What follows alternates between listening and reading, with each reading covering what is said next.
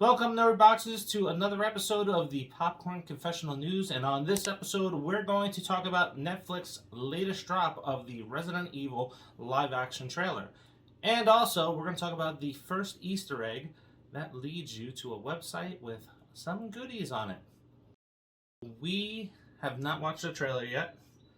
I am a big Resident Evil fan. I would like to say I played all the games, but life, 4 kids, jobs, you kind of lose touch with playing games so often. But I still, whenever I get that chance to play video games, it's the first one that I go back to play, is that one. I don't really care for the Paul W.S. Anderson series. What do you think of that series? A little bit too Matrixy for me and too sci-fi. I just want some zombie killing, right? It's an easy formula, right? It's like Godzilla and porn. People show up to see one thing. They don't care about all the story and the fluff that comes with it. They just want to see zombies. There's a formula to it. A very simple formula. Everybody's a suspect. Alright, so we have 2 kids here, it looks like.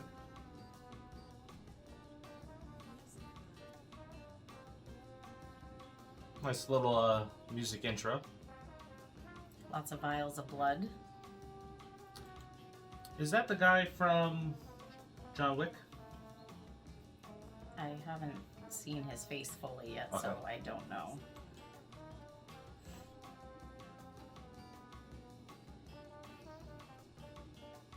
Typical studies on rats. Okay, we're in the future. Yeah, we are.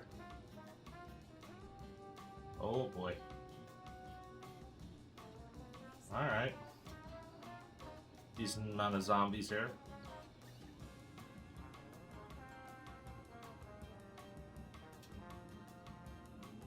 Alright, looks like decent action. What? Wait a minute. What the hell was that? Where did that teddy bear come from? Okay. Alright, and then... Now we're getting attacked by a Doberman. Yep.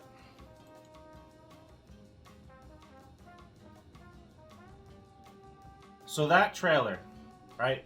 We just come off of a reboot of the franchise this past year, which a lot of people didn't really care for. I liked it. I know you liked it. Mm-hmm.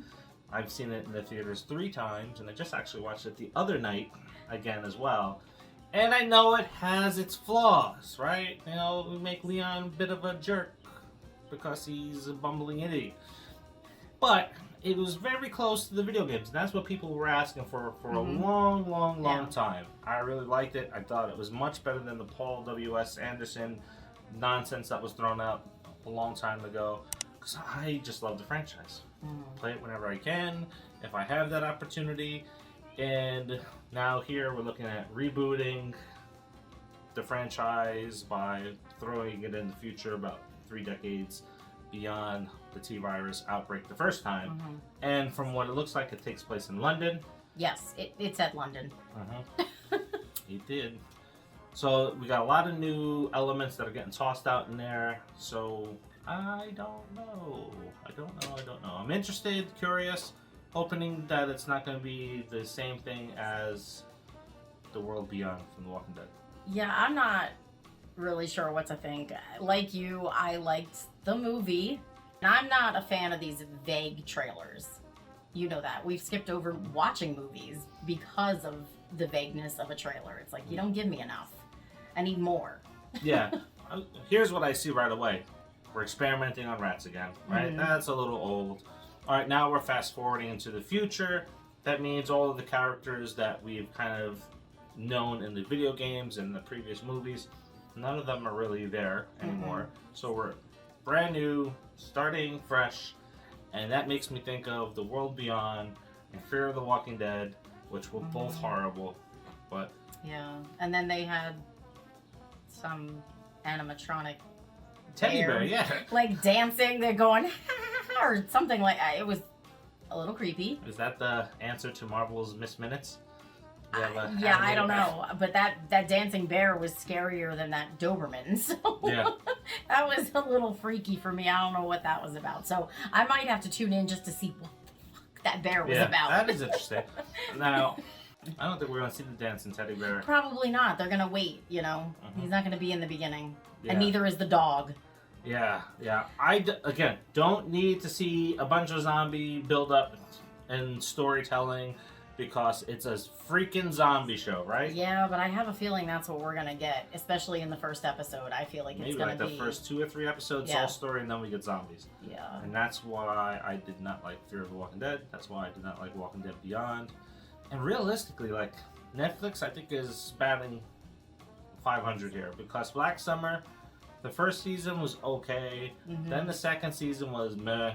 And then you have All of Us Are Dead. So when it comes to zombie series, they're 1 out of 2. Well, Black Summer was entirely too much story. Yeah. There wasn't a whole lot of zombie stuff going on, Well, which was... And then it got so confusing with Black Summer. If you have watched it, let us know what you think. But all the fast cuts and Yeah. rewinds in the timeline and Yes. fast forwards in the Yeah. timeline. No. And the problem is that there were several characters that they were focusing on at one time, and then they're going into their past, and then they're coming back to the present, and then they're in someone else's past, and it was just, yeah. Yep. Nope. I don't know what you feel about it, so drop in the comments, right? So we got a little bit of a time jump, about 30 years since the T-virus broke out, right? It's been around 30 years that zombies have kind of been in the forefront, and I think Resident Evil, the first video game, kind of brought that back out, and it's had that influence on our pop culture lives since then. Again, like I said, I'm interested.